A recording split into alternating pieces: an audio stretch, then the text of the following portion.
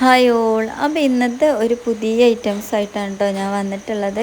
കാടമുട്ട എങ്ങനെ കവർ ചെയ്ത് പൊരിച്ചെടുക്കുക എന്നുള്ള കേട്ടോ ഇന്നത്തെ റെസിപ്പി. അപ്പോൾ എൻ്റെ ചാനൽ ആദ്യമായിട്ട് കാണുന്ന കൂട്ടുകാരാണെങ്കിൽ ഒന്ന് സബ്സ്ക്രൈബ് ചെയ്ത് സപ്പോർട്ട് ചെയ്യാൻ മറക്കരുത്.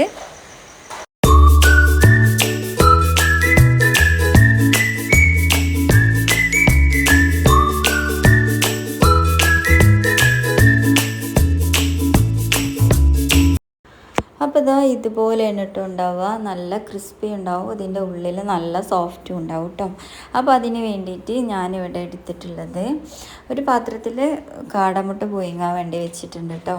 അപ്പോൾ അതിലേക്ക് വേണ്ട ഇൻഗ്രീഡിയൻസ് ആണ് 3 വലിയ ഉള്ളി എടുത്തിട്ട് അതിലേക്ക് കുറച്ച് വെളുത്തുള്ളിൻ്റെ പേസ്റ്റ് ഇട്ടിട്ടുണ്ട്. പിന്നെ 1/2 ടേബിൾ സ്പൂണ് ഉപ്പ് ചേർത്തിട്ടുണ്ട്. 1/2 ടേബിൾ സ്പൂണ് പെപ്പർ പൗഡർ ചേർത്തിട്ടുണ്ട്. പിന്നെ 1 ടേബിൾ സ്പൂണ് കുറച്ച് മല്ലിയില എടുത്തിട്ടുണ്ട്. 1 ടേബിൾ സ്പൂണ് മഞ്ഞൾപ്പൊടി, 1 ടേബിൾ സ്പൂണ് മുളക് പൊടിയാണ് കേട്ടോ. പിന്നെ ഇതിലോട്ട് മെയിനായിട്ട് വേണ്ടത് കടലമാവാണ് കേട്ടോ. അതൊരു 4 ടേബിൾ സ്പൂൺ ഇട്ടിട്ടുണ്ട്. പിന്നെ 1 ടേബിൾ സ്പൂൺ ഇതാ കോൺഫ്ലവർ, പിന്നെ 1 ടേബിൾ സ്പൂണ് അരിപ്പൊടിയാണ് കേട്ടോ. എന്നിട്ട് കൈ വെച്ചിട്ട് നന്നായിട്ട് മിക്സാക്കി എടുക്കണം കേട്ടോ, നമ്മൾ ഉള്ളിവടക്കൊക്കെ പൊരിച്ചെടുക്കണ പോലെ. അപ്പോൾ ഇത് ചെറിയൊരു ബോൾസാക്കി നമുക്ക് കിട്ടണം. അത് വെക്കാൻ വേണ്ടിയിട്ട് ഞാനിവിടെ ഒരു പ്ലേറ്റിൽ കുറച്ച് എണ്ണ തടവി കൊടുത്തിട്ടുണ്ട്. അപ്പോൾ ഇതാ കുറച്ച് എടുത്തിട്ട് നമ്മൾ കയ്യിൽ വെച്ചിട്ട് ഇത് കവർ ചെയ്തെടുക്കണം കേട്ടോ. അങ്ങനെ ഇത് ഓരോന്നായിട്ട് നമ്മളിത് കവർ ചെയ്യാൻ പോവുകയാണേ. അപ്പോൾ ഇതാ ഏകദേശമൊക്കെ ഞാൻ കവർ ചെയ്ത് വെച്ചിട്ടുണ്ട്. ഞാനൊരു പാൻ അടുപ്പത്ത് വെച്ച് ഇത് പൊരിച്ചെടുക്കാൻ പോവുകയാണേ.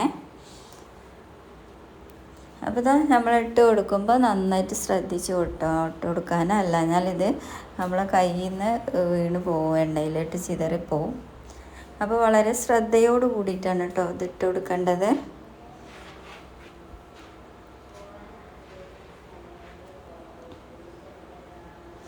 അപ്പോൾ ഈ റെസിപ്പി ഉണ്ടാക്കി നോക്കിയിട്ട് നിങ്ങൾ ഫീഡ്ബാക്ക് അറിയിക്കാൻ മറക്കരുത് കേട്ടോ.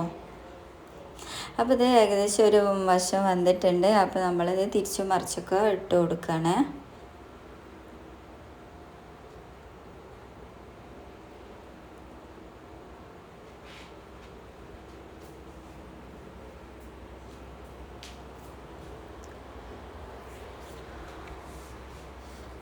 അപ്പോൾ ഇതാ ഫസ്റ്റായിട്ട് ഞാനിട്ട് ഇത് ഏകദേശം വന്നിട്ടുണ്ട്.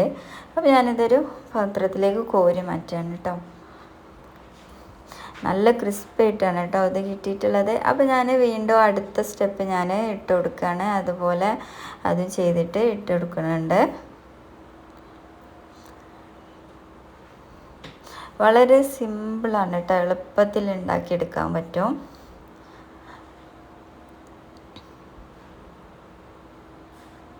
അപ്പോൾ ഇതാ ഇത്രയേ ഉള്ളൂ കേട്ടോ, ഇന്നത്തെ 4 മണിക്കുള്ള പലഹാരമാണ് കേട്ടോ ഞങ്ങളുടെ.